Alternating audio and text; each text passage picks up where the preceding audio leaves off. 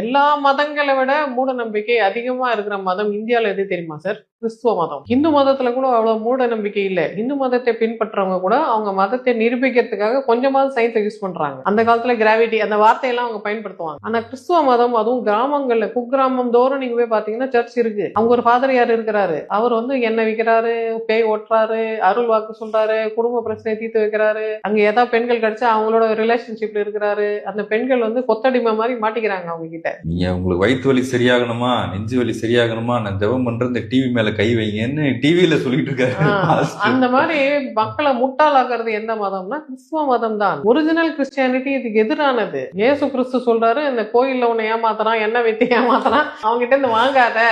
Original Christianity இதுக்கு எதிரானது. இயேசு கிறிஸ்து சொல்றாரு, இந்த கோயில்ல உன்னை ஏமாத்துறான், என்ன வைத்து ஏமாத்துறான், அவங்க கிட்ட இருந்து வாங்காத. சாட்டை எடுத்து அடிக்கிறாரு. ஆனா இவங்க திரும்ப என்ன வைக்கிறாங்க பாருங்க. சர்ச் ஃபாதர் சொன்னானா, எனக்கு கடவுள் அருளால 5 குழந்தை பிறகுன்னு சொன்னாங்க.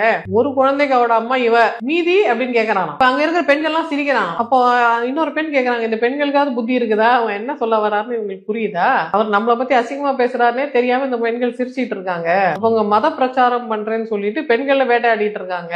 யாராவது கேள்வி கேட்டா நீ கிறிஸ்துவ மதத்துக்கு எதிராக சொல்லிட்டேன்னு சொல்லிடுறாங்க. நான் கிறிஸ்துவ மதத்துக்கு எதிராக சொல்லுங்க, நீங்க இங்க சேட்டை பண்றீங்களே அதை மட்டும் தான் கேக்குறேன். மதத்தின் பேரால் நீங்க தப்பு பண்றீங்க, பெண்களை நீங்க சூறையாடுறீங்க, மக்களுக்கு தவறான விஷயங்களை சொல்லி தரீங்க, உங்களுக்கு ஏதோ ஸ்பெஷல் பவர் இருக்குதா, நீங்களே அந்த காலத்து பிராமணர்கள் பண்ண வேலை எல்லாம் இப்ப கிறிஸ்துவ ஃபாதர் யார் செய்யறாங்க?